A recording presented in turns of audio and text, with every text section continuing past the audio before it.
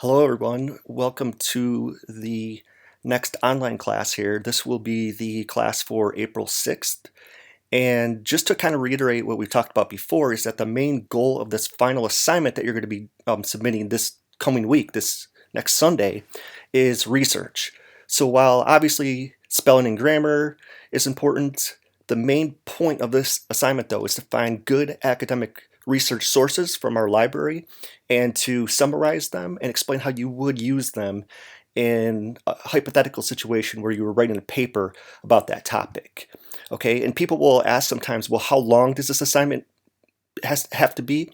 Well, there is no direct answer to that, but it's kind of like the more work that you put into it, the better grade that you're going to get. And just to kind of give you an update on the remaining schedule for the semester, now we only have a few weeks left, but we're going to finish up talking about ethical philosophies for the next few minutes, and then we'll get into censorship. And we're not going to finish this today. We'll finish this on Wednesday's class. But also remember that the topic can be anything related to media and society. And that's a kind of a broad general category, but that's okay. I mean, the great thing is that you can kind of pick the topic that you want to research and write about, something that really interests you that relates to that broad topic of media and society.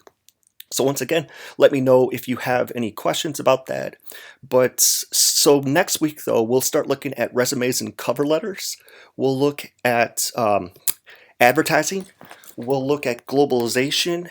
And we'll be looking at an author named Robert Cialdini. So that's kind of the remaining schedule for our online classes. Now, remember that the last main assignment that you have is, of course, this final project that you're going to be doing this week. But going forward, we might have another reading blog assignment, and we might, for the final exam period, we still do have to do a one last reading quiz from. I haven't picked the essay from the textbook yet, but it'll be one of those essays from the textbook. And for the final exam period, there might just be like a timed quiz on that. So I'm still going to try to figure out how to do that. Okay, but remember to let me know if you have any questions about this last assignment and some of the topics that you can do, and just what's happening in the news these days. These are just some things to also consider. It might be difficult because these are just recent phenomenon, so the academic research that you might be finding might be limited in that regard, but it doesn't necessarily have to trap you. And what I mean by that is, like, one of the things you could explore is how is the media covering this coronavirus? And obviously you're not going to find a lot of research on that currently because this is just something that's happening right now, but you might be able to look at other historical examples of pandemics and things like that. So you could kind of tie that in. The other thing that's happening with regards to media and society in recent weeks is the growing significance of companies like Netflix and Amazon Prime, because at this point, nobody can go to a movie theater, so that's out of the question. And you have Netflix and Amazon Prime producing these shows that people are watching in this downtime now that we're all kind of locked out. So people are watching Netflix, and like in particular, there was a documentary that was recently released on Netflix called Tiger King, I believe. And it's really, if you look at the show, it's a show where it's a documentary where there are really no good characters in it. There's no admirable characters in it. So what critics have said is that it's definitely an interesting documentary, but it's not really the type of documentary, it's not really a great documentary. But the fact that people are now relying a lot more on Netflix, it's one of the most popular things out there right now. So that could be another topic to focus on. Okay, so we covered about 3 or 4 philosophical perspectives or foundations last time, and I think we left off with this, but you can obviously go back to the previous class and look at the other ones that we've covered. But I think that we left off with utilitarianism, which just seeks the greatest outcome for the greatest number of people. So from a political example of this, you can go back to the end of World War II, where politicians, in particular Harry Truman, made the decision to drop the atomic bombs on Hiroshima and Nagasaki. And whether you agree with that or not, that's not the purpose of this class. This isn't a political class. But even though Truman and his cabinet didn't want to do this, they were faced with this ethical dilemma, because at that point, the war was clearly over. I mean, Japan lost, but they did not surrender. And Truman kept telling them, listen, you better surrender, or else we have these weapons that are gonna be devastating for you. So Truman, it was really an ethical decision that always bothered him. But he was faced with this idea that, you could just end the war right now by dropping these bombs, and it's going to be devastating. He didn't want to do it, but he looked at the long term, and he said that this will just end the war right now completely. And if the war keeps going on for years or decades longer, more people are going to die. So from this perspective, again, whether you agree with this or not, he was looking at the best outcome for the greatest number of people, even though it wasn't the ideal outcome that he wanted. There's also a famous case in philosophy where it's a hypothetical scenario, and it's called the trolley scenario. And to explain this, imagine a trolley going down a track, and you are in the control booth, and you see the trolley going down the track, and you see 5 people that are down the way that don't see the trolley. And on the other side, though, the other track only has 1 person on the track, and you have the decision to switch the track over. And so you are faced with this ethical decision that, well, is it better to kill 1 person or 5?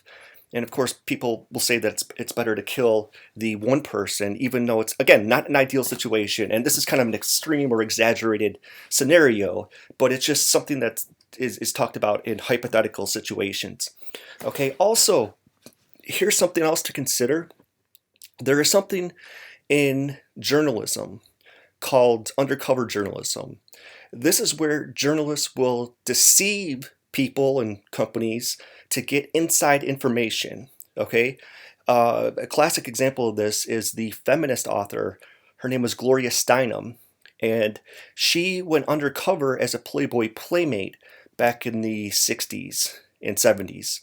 And even though she was maybe not doing something that in journalism is considered ethical, because she was deceiving Playboy, she was able to uncover that the Playboy playmates were not treated well, and it was really not a good situation for women. And she reported on that later. Other examples of this too were that several years ago, ABC, the network ABC, had their journalists go undercover, and they faked their resumes, and they got hired with a company called Food Lion, I believe. And Food Lion was a company that produced meat and sold meat. And these journalists, even though they were going undercover, they were lying, they were able to discover that the practices that the company, that Food Lion was using was really unethical. So the idea behind this philosophy is that, yeah, it might not be ethical, but at the same time, by using undercover journalism, you can discover injustices and just negative things that are happening, and you can report on this. In the long run, that's going to be the best outcome for the greatest number of people. Because if you can improve people's health and you save people's health, well, that's something that they would say that is worth doing. The next 2 philosophies, the first one is called relativism. And this just means that there really is no absolute truth. So from this perspective, you don't judge people, because you might have your beliefs and ethical philosophies, but at the same time, you realize that other people have different ones, so you make the decision to not really judge them. Um, and this directly conflicts with Immanuel Kant's categorical imperative, because if you recall, Kant's categorical imperative, stated that there is an absolute truth. So if you have one belief, that belief is the correct one. If anybody disagrees with you, they're wrong. This philosophy of relativism is the opposite of that. It just states that you have your opinions, but you're not going to judge people that might have different opinions. And then the last one is very similar to relativism, and this kind of gets confused with relativism a lot, but it's called situation ethics. It's stating that moral principles are adhered to. So there is an absolute truth, but you can make exceptions to your beliefs sometimes depending on the situation. So one of the examples you could use with this is, I always use driving as an example. And just bear with me for a second. So a relativist would say that, hey, I believe that speeding is wrong, but other people think that speeding is okay, or running a red light you think might be wrong, but some people, if there's nobody around and there's no police around, then they might think that running a red light is okay, okay? Situation ethics is very similar to that, but here's the key difference.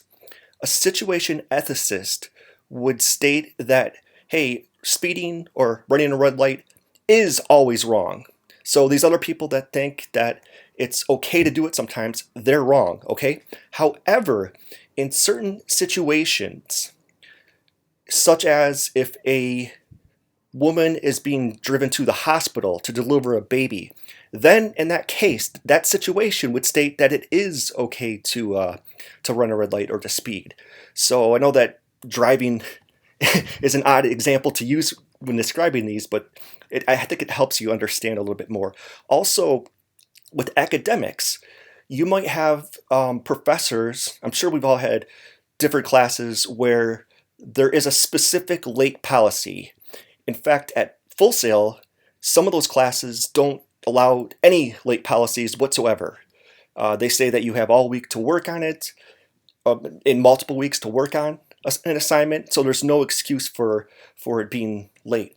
However, a situation ethicist, so a situation ethicist would say that, yeah, there is a late policy.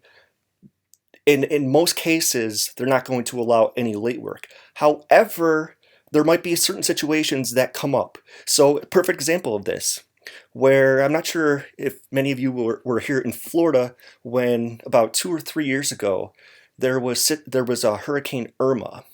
Well, guess what? That kind of came up a little bit unexpected. So a lot of students lost internet connections and they were not able to complete their assignments. They literally could not do it because the school was closed and they lost their internet connections and they couldn't do their work, because you have to submit, well, at least in some classes, you have to submit all your work online. So in that situation, it might be okay to allow late work. Okay, so that's kind of an interesting way to describe that. Now let me just kind of go through a couple situations and then we'll get into censorship. But an unusual confession. Okay, so this was a long time ago, and this was like right when the internet first started to become popular and discussion forums first started to become popular. So obviously now the internet is ubiquitous and widespread, but there was a case when you didn't have a lot of people using the internet and you didn't have a lot of discussion boards. But as that happened, okay, there was a famous case, and I forget the guy's name offhand, but he was in a group that was for like a drug addiction recovery group. And on the message board, one of the discussions that he pointed out is he confessed to being really high at one point, and he I don't know, I can't remember the specific situations, but I think he passed out and he had a fire in his house, and it was his fault basically. I think he left the stove on or something like that, and his daughter died, and he confessed this on a discussion board. And this is one of the things I wish that we had like class discussion on this. So it's kind of unfortunate that we're doing this online, so you can't ask questions. But it's interesting. If you were in that discussion group, would you turn this guy in? And obviously, most people would say yes, but other people might say, well, that was in the past, and I do think that most people would probably turn him in. However, the interesting thing about this case, though, was that most people did not turn him in. There were like 55 people in the group, and only, I think, 2 people contacted the authorities. Now, there are a whole variety of other things that go into this, why that could happen. For example, most people probably thought, well, everybody else is going to turn this guy in, so I don't really need to, and things like that. So it's not like black and white that most people just said, oh, I'm not going to turn him in. But kind of a interesting situation that came up. Um, Also, ethical issues. We're going to talk about censorship coming up here in a few minutes. But media companies, should they be allowed to censor or exclude information? And and I'm not just talking about like political situations, but also from a global perspective. So I'm going to show you here in a minute the famous issue with Tank Man in China. And of course, one of the things that in current events, one of the things that is that you might want to explore is that this whole coronavirus actually started in China. And I mean, I'm not sure of all the details. You can read more about this, but I believe that the Chinese government knew about the situation early on, and they censored it. And I'm not just talking about censoring this information and preventing this pandemic with regards to other countries. I mean, that's part of it, but also to its very own citizens. Because remember that China is a communist country, and the government has a lot of control with media. And so I'm going to show you an example of that here coming up. CBS was involved with a couple of controversies back in the 2000s. One of them was Dan Rather, who I think was a really good reporter for the most part, but he made a mistake, a huge mistake, back during the 2004 election, where he received a story. It was a memo going back to the 1970s, and it was about how President Bush at that time, the memos kind of proved that President Bush he pulled strings by using his connections to get out of serving in the Vietnam War. And for the most part, this would have been a good story. The problem is that Dan Rather did not verify this. And what happened is that the memo was dated like, June 14th of, whatever, 1970 something. And then people began to look at this report a little bit more, and they realized that typewriters at that time could not do the 14th with the TH above. It's called superscript. And typewriters at that time couldn't do that. So that proved that the memo had to be a forgery. And Dan Rather, and CBS should have done a better job of verifying that report. Also, kind of on a more humorous note, there was a case at Disney World a few years ago where the character of Tigger was caught on camera punching a little kid.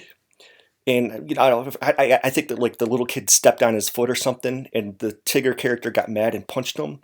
And the problem with a story like this, though, is that, and this goes back to media conglomeration that we talked about in a previous class, but a lot of these networks are owned by large parent companies. So CBS, which is owned by Viacom, well, it's hard to explain now because media companies are always merging with each other. But CBS was owned by Viacom, and when this story came out, all the early morning shows the next day covered the story because it was it was caught on tape, so it was kind of a serious story. However, ABC did not have any mention of this story. And because ABC is owned by Disney, so they obviously didn't want to get the story out there. But once again, this raises some ethical issues here because is the information that we get really truthful and honest reporting, or do large corporations kind of control and censor some of the information that we get? So kind of something that's intriguing to consider. I'll kind of just skip the Katie Couric photos, but, well, real quickly, CBS was caught altering pictures of Katie Couric, using Photoshop and things like that. So they got caught doing that. Raises ethical concerns, obviously. And shock advertising, we won't get into this too much, but there have been examples where, and I'll just give you, once again, we're not going to get into politics and whether you are pro-life or pro-choice, but on both sides of that issue, you have what we call shock advertising, where you could be driving down the road and you would see these trucks coming by with images of aborted fetuses, right? And that would be, and they would say like that would be the pro-choice example of shock advertising. And by the same token, you would have other examples, like in that case, you might have like a woman being, being hurt somehow, and it would be like, do you support a woman's rights, basically? So this is what we call examples of shock advertising and censorship in other countries. So I said China is a great example of this. If you had this class, you had me last semester, we looked at examples of photography and how some of the information that we get is censored. Well, in China is one of the classic examples of censorship and how the government censors information. So these previous examples here were about media companies. Now we have examples of governments censoring. So this image, in 1989, Chinese students in Tiananmen Square had protested the Chinese government. They thought that their voices weren't being heard, and they didn't like what the government was doing, and they had these famous riots. Well, this image right here is one of the protesters who got in front of all the tanks as a means of censoring. And I'll just tell you that the tanks didn't run over them or anything, but they went around them. But the point, though, is that the government covered up this information really quick. So Google got in trouble for working with the Chinese government, because if you look here on the left side, and you can see, I know it's kind of small, at least on my screen, but if you were to do a search in Google at that time and just look up Tiananmen Square, forgive me, I think it just says protest, yeah. So Tiananmen Square protest in the search results. If you were in China and you did the search on Google, everything that would come up would be tourist information about Tiananmen Square. At the very same time, though, if you were in the United States and you did a search for Tiananmen Square and protest, these images of the Tank Man would come up. So it just begs the question that, is the information that we get, is it really truthful and honest and accurate, or do we get information that is censored sometimes? So this is one of the points of being a college student, is to always ask questions about these things. And then, I tell you what, just because we're about done with ethics, so I'll just I'll skip the first couple example, or the first example. That's just with the O.J. Simpson book. But I'll kind of get to the second bullet point here, though, which is about media and children. So in some cases, California isn't one example, but I'm sure this happens everywhere. School and police departments sometimes will visit schools and fake stories and tell them horror stories. Sometimes they'll just fabricate stories things that happen, like in this example it says DUI, but they'll tell horror stories, but they're not really true. Not to say that they couldn't be true, but factually they weren't true.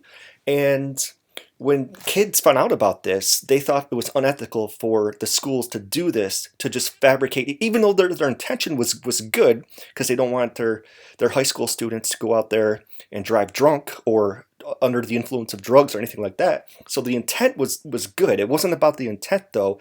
It was about the information itself was fabricated. So once again, you have ethical issues. A lot of these things can be debated. That's why I wish we did have a class, not just this online stuff, because some of these discussions and conversations are really, really intriguing, because you have students on both sides who would say that, hey, it's okay for schools to do this because they're saving their lives. They're making their kids safer. But other people would say that it's not ethical to make up stories, even if the intent is good, to scare kids. Okay?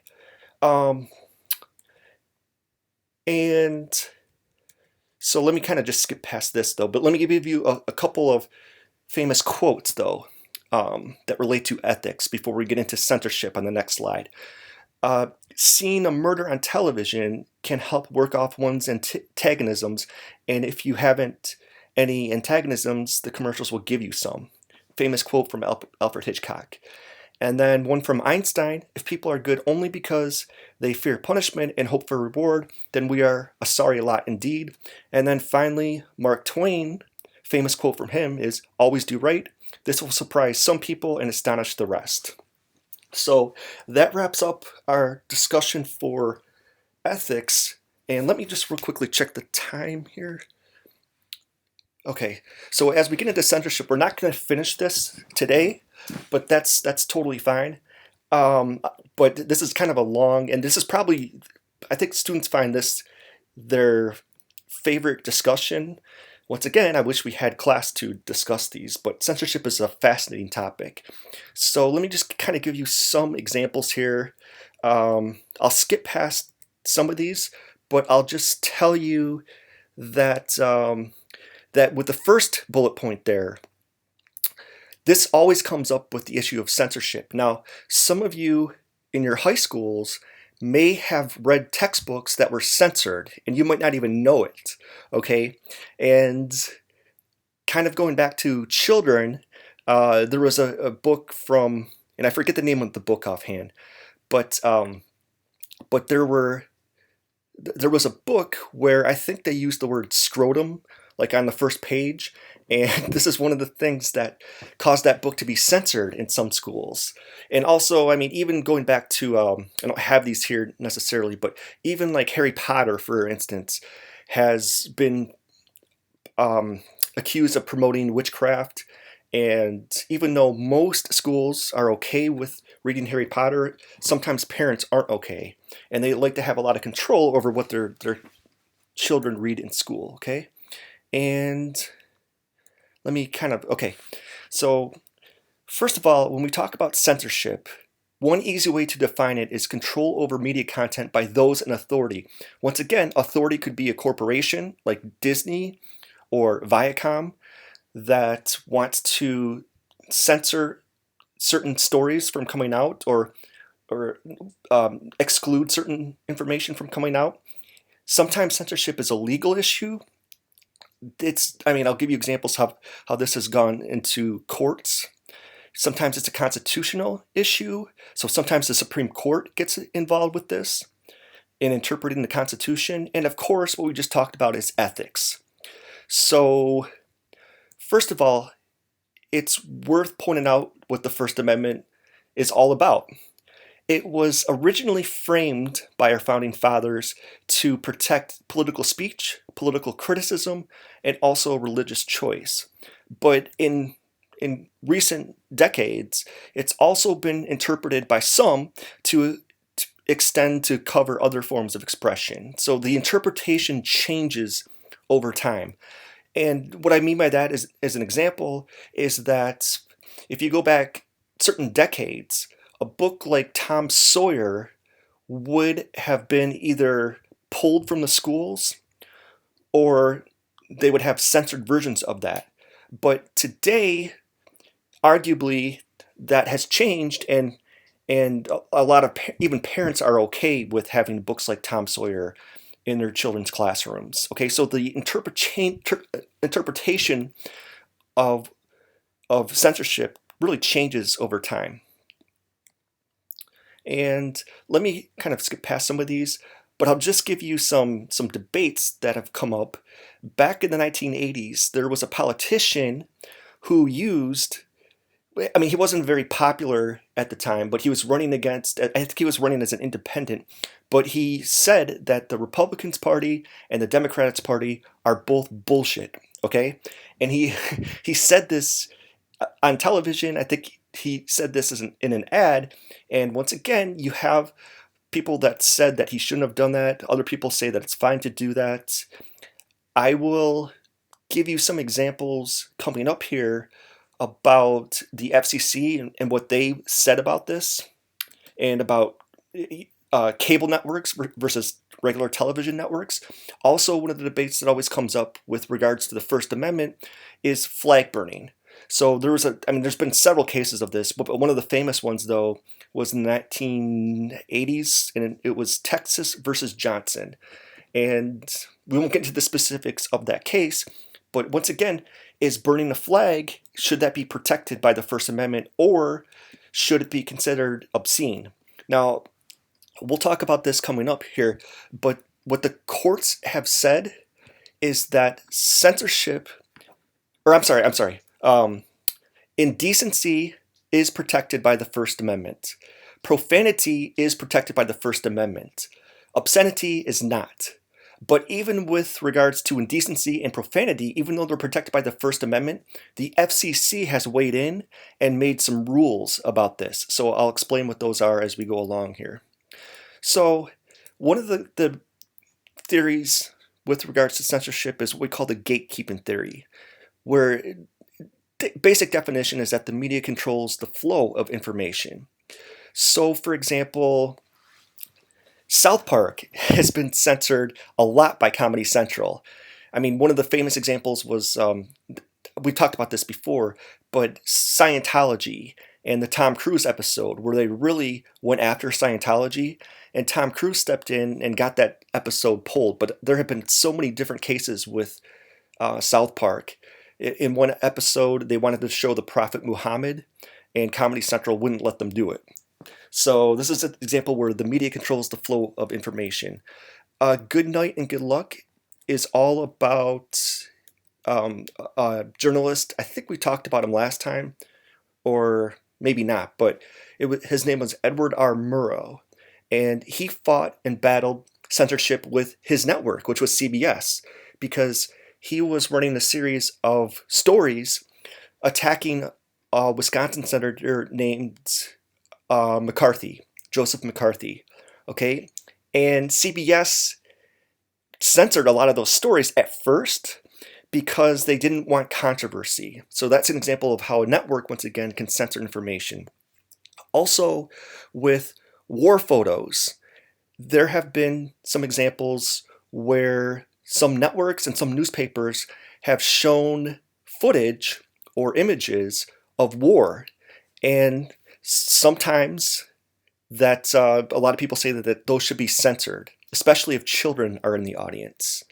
The next example is a guy named William Randolph Hearst, and he was kind of like the Ted Turner of his day. I mean, a huge media mogul, and actually, if you want to use more of a current example, maybe somebody like Jeff Bezos or something, who has the power to censor information. But anyways, though, there was a case where William Randolph Hearst murdered a producer, a famous Hollywood producer named Thomas Ince.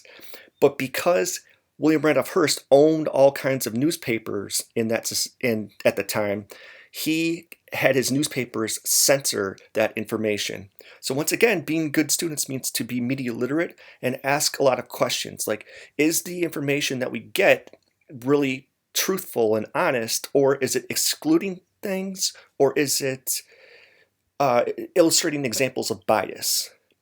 right? So another theory is what we call the agenda setting theory, where the idea here is that the media doesn't really necessarily always tell us exactly what to think, but they tell us what to think about.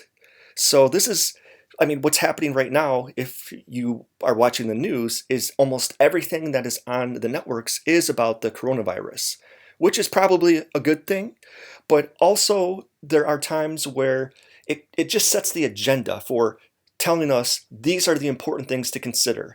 This is why a lot of times you have an emphasis on our celebrities. And why do we really need to know about the latest Miley Cyrus show, or I think she's doing a talk show now, or things like that? Is it really that important? Well, no, probably not. But they will do stories on that and set the agenda because they want to get many ratings as possible. Okay, and obviously newspapers always tell us what to think. This is why editors play such a crucial role in journalism, is because they have the power to send the reporters to cover certain stories, and they also have final say on what goes into their papers, right? They set the agenda for telling us what to think about. Okay, so the next theory could be called what we call framing theory, where our media, and when I say media, once again, I'm not just talking about news media, but also entertainment media, controls the context into which facts are placed. This is the spin or the bias of the message.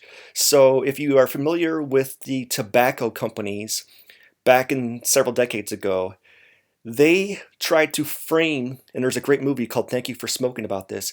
They hired people and paid them well to control the spin of the stories, whether that's going in on television and outright lying about those stories, or to spin and frame the information. A lot of the people that are hired for this type of work are what we call spin doctors. Okay, so we talked about how media can censor, but also societies will censor information. So, I mean, as an example of this, you will notice that around the holiday season, a lot of stores, like I think Walmart was, I'm not sure if a lot of stores do this as much anymore, but they wouldn't have their employees say Merry Christmas. And what's so kind of funny about that is that you don't have to be Christian to celebrate Christmas. Um, but anyways, though, because some people found that offensive, people from other religions besides Christianity, they didn't want the stores didn't want like a backlash, so they would tell their employees to say Happy Holidays instead of Merry Christmas. And um, well, a couple other examples too is that I'm thinking about from a political standpoint is how this whole issue of climate change used to be considered what we call global warming, but in recent years you'll notice that people refer to climate change more than global warming. And um, and I wish I could show you. Actually, you know what? We will. I will show you next week. I'll show you a video on how a spin doctor, his name's Frank Luntz, has changed um, certain language. He works with language to kind of spin information. And of course, sometimes we have religious institutions that will try to censor. So there have been boycotts in India, certain movies, but also Greece, the Philippines. Egypt is another big one as well. Um, and like I said before, a lot of religious institutions want to ban or censor Harry Potter and prevent it from going through our schools. Okay, also, the government will censor. A lot of times this is for national security reasons. So it is worth noting that sometimes when they try to censor, it's not always for bad reasons. Sometimes it's for national security. Like a famous example of this was in the 1970s. the New York Times and later the Washington Post started running stories on documents, secret documents from our U.S. military. And I'm not sure exactly how they got those documents. Obviously, there were leaks and so forth, but they were running these stories, and the argument against doing this was that they shouldn't be doing this because it could be causing harm to our military, because the enemy probably reads a lot of these stories, and if you can give them information, that's probably not a good thing. Another famous case too, and by the way, the Supreme Court, this went all the way to the Supreme Court.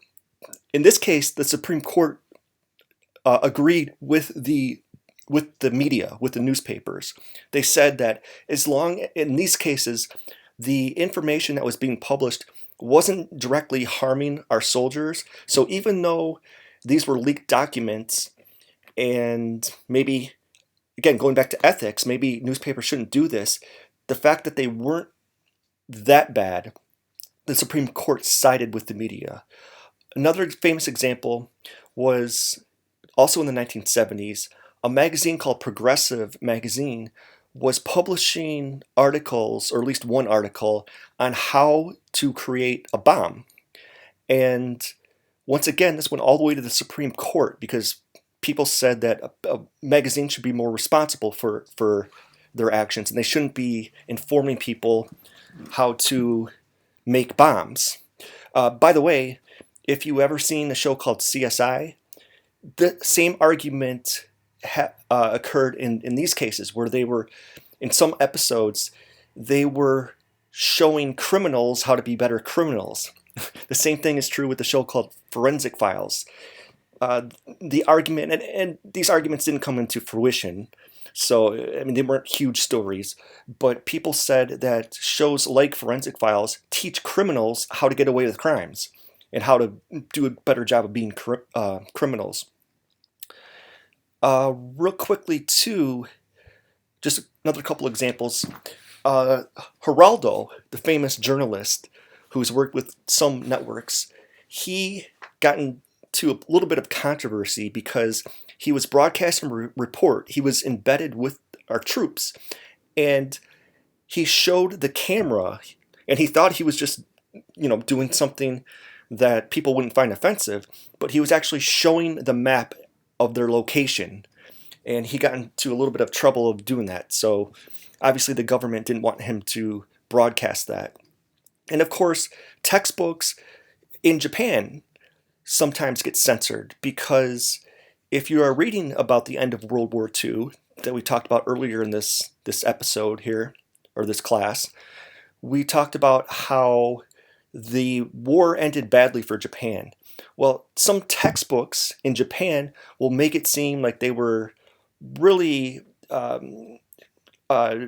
experience injustice with that, and they'll be very anti-US, whereas textbooks in other countries will be more, I guess, open-minded or more objective with things like that. But here's another example of how the government, in this case Japan, sometimes will censor its textbooks. And so let's just kind of skip past through some of these. But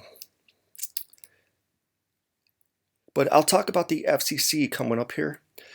But other examples are, once again, corporate influence. So I already mentioned Good Night and Good Luck. So CBS was worried about losing advertising dollars. And also another famous case too were the quiz show scandals in the 1950s, where a contestant, I forget his name off the top of my head, but he was given the answers to a show, the quiz show, and one, at that time would have been an equivalent to millions of dollars. And they found out later on that one of the reasons why the network did this is because this was a young, good-looking, established gentleman, if you will, who was a college professor and everything, and they kind of pushed him to be the candidate. And of course, they got caught. I mean, big-time scandals in the 1950s.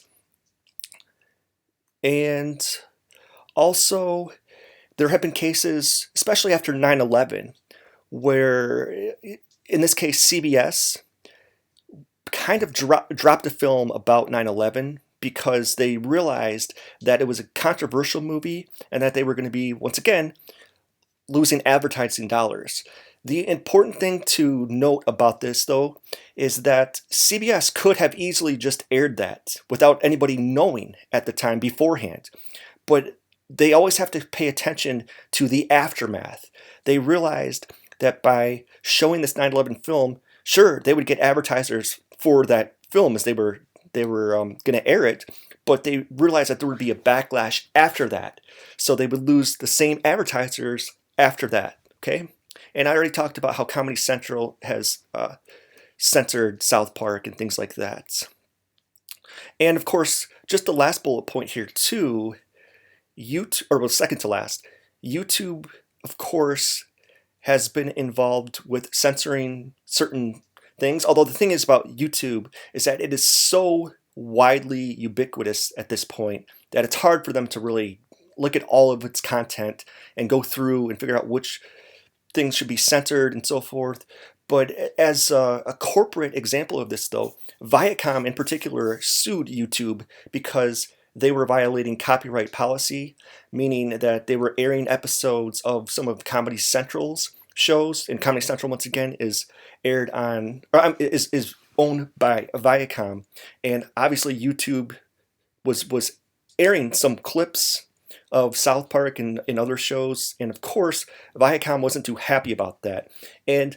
But on the bigger side, though, it's not movies or television, but it's been music in recent years, where you have labels that are going after YouTube or that have gone after YouTube because they'll show music videos, or, and I'm sure that a lot of you are savvy, you know how you can turn a YouTube video into an MP3 and, basically get free music and so forth. So YouTube has been involved in a lot of censorship issues. And of course, sometimes it's self-censorship. And what I mean by this is that corporations will censor themselves. They're not forced to by the government, they're not forced to by advertisers, but sometimes they just do so just for ethical reasons. And as an example of this, in the 1970s, there was a band, actually they still exist, although I only think they have like maybe one or two of their original members, but Lynyrd Skynyrd, great band, but they were unfortunately involved in a plane crash where most of their band members and crew and bodyguards and so forth died in that plane crash. And it just so happened that it was either immediately before or after that plane crash, the cover of their album was about them being engulfed in flames, or it showed them being engulfed in flames. Now, it's important to note here that this wasn't like a conscious decision. The album cover had nothing to do with the plane crash. It was made way before.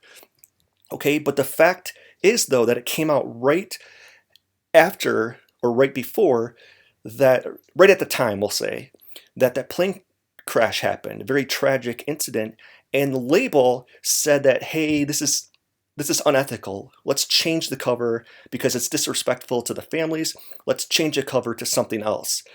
There was also an example, I don't have it here. Let me just kind of skip past this. Yeah, okay.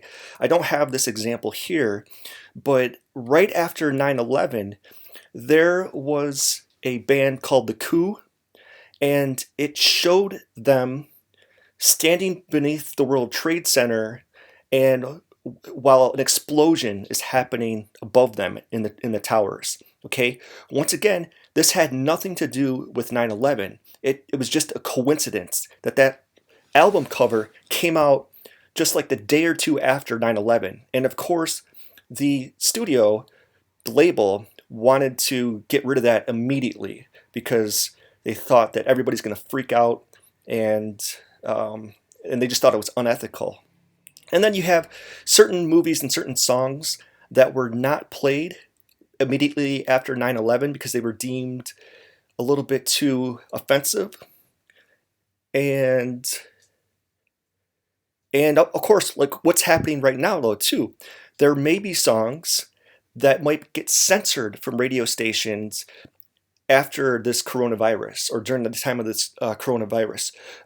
By the way, as I'm thinking about this, and I hope you listen to this far, here's another idea for a possible paper for this week or final project this week, is how radio stations have been damaged completely by this coronavirus. Television has probably has had advantages with this because people are staying home and are probably watching more television. I talked about how Netflix and Amazon Prime and other streaming companies are probably doing very well in this whole coronavirus situation. But radio stations are completely different, and I'll explain why. Okay, radio stations have increased ratings when people drive. People listen to radio stations in their car, okay? People are not driving right now in recent weeks and probably recent or future weeks to come, maybe months to come, okay? This has killed radio stations because, like I said, the majority of radio audience is with people driving in their cars, okay? And to give you actually a personal example, the radio station that I used to listen to in Michigan, I just saw that they had to lay off and actually just get rid of a lot of their employees. Why? Because they're not making any money. It's kind of like the restaurant business, although that's not media, but the restaurant business has really suffered because people can't go to the restaurant and sit down anymore. So that would be a perhaps intriguing topic for you, how radio stations are being affected. Okay, and this last bullet point here was about the notorious serial killer Charles Manson, who, if you are aware, in the 1970s, he was responsible for the Helter Skelter murders, where he had what he called his Manson family go in and murder a famous actress named Sharon Tate and others. Okay, and but a lot of people don't know this. Charles Manson was actually good friends with Beach Boys, in particular Dennis Wilson, who was a founding member of the Beach Boys. Okay, in fact, people argue that Charles Manson actually even wrote a song that the Beach Boys recorded. Okay, now you can imagine though, if you're the label and you realize that you have a song that was written by a notorious, maybe the most notorious, at least American serial killers in history. You could probably argue that Jack the Ripper is the most notorious serial killer, but that was in England. But you can imagine how the label would feel. They don't want to be associated with that, so they actually changed the name. Now I'm kind of giving you a cursory observation of this example. It didn't take place exactly like that, but that's kind of the basis of it, though. I think there was actually money involved, where I think the Beach Boys paid Charles Manson off to just take over the song. And but a good friend of mine who is a music history genius, knows more about that story. But you get the basic idea. Okay, so let's talk a little bit. And I tell you what. Yeah, I do have a lot more slides to go through, so we'll just go through a few more slides here, and then we'll wrap it up for today. And let's get into profanity, indecency, and obscenity. So, like I said before, does profanity have First Amendment protection? Yes. Does indecency have First Amendment protection? Yes. And to give you an idea about this, in the about the second bullet point here about indecency. Okay, the story behind this is that some of you may have heard of the great comedian George Carlin, who obviously he doesn't, he's passed away by now, but he has this this famous thing that he used to always do in his stand-up shows, where he would talk about, I think it was called the 7 obscene words or something like that, like the 7 words that always get censored. Okay, now it just so happens that indecency at this time was kind of like an anonymous term, like it hadn't been defined by the Supreme Court yet at this point.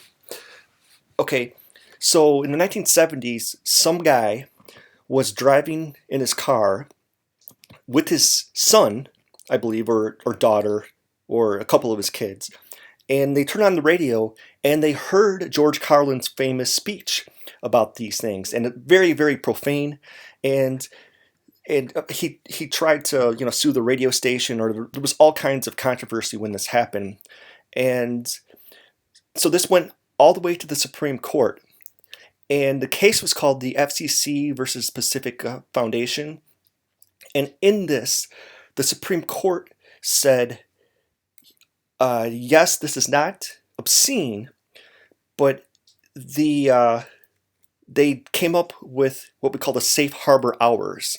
And I'll explain what these are in a minute here. But the safe harbor hours are from 10 p.m. to 6 a.m. And what the Supreme Court said, and the FCC said basically, this is, well, the Supreme Court defined this, but the case was from the FCC.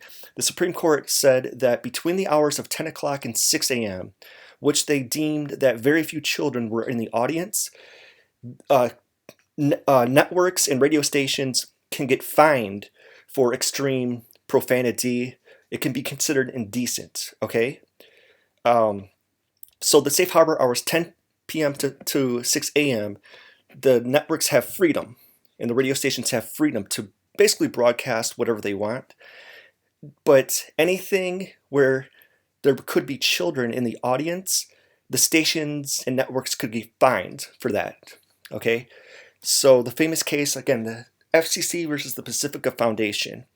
And obscenity does not have First Amendment protection. So networks, any time of the day, they could be fined for not having content that's suitable to children. Now, one thing to point out here before, okay, so yeah, the FCC has maintained the safe harbor time period, 10 p.m. to 6 a.m. And let me go back to the previous slide for just a second here. The old classic argument that Howard Stern has always used for decades is that, listen, if you don't like it, then just turn the station. So he was kind of not too happy that he was fined. But the reason why he was fined, though, is that his show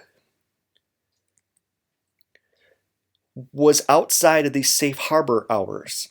If you're familiar with Howard Stern, it might be different on Sirius now. And actually, I'll talk about that here in a second, too, because there's a difference between terrestrial and like satellite radio. But his show used to come on at 6 a.m.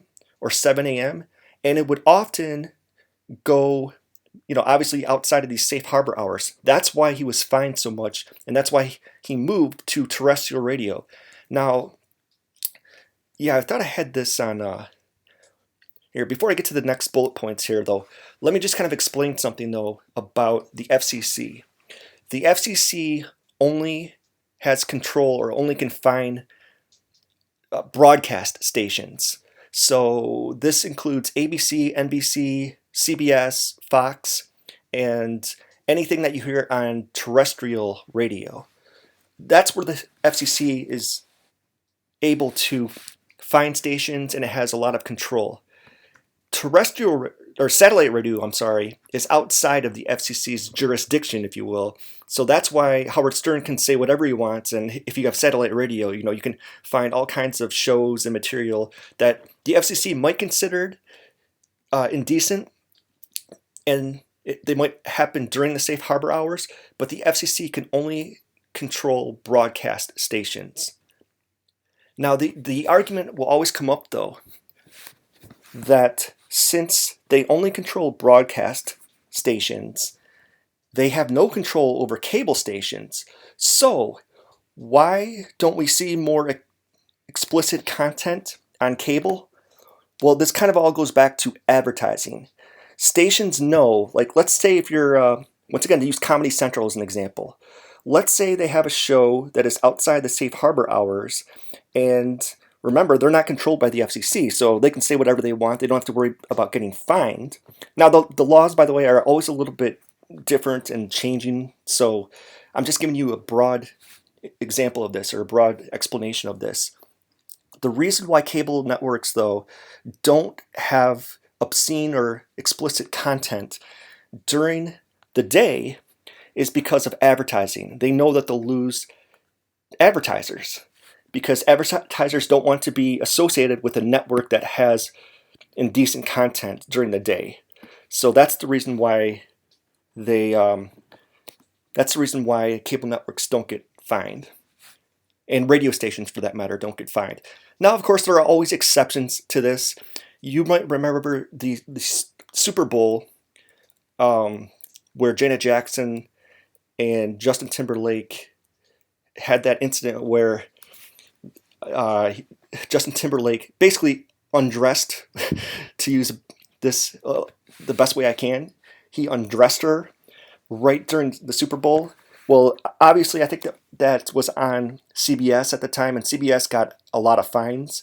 But there are other times, though, where you might hear a curse word on a network station during these safe harbor hours.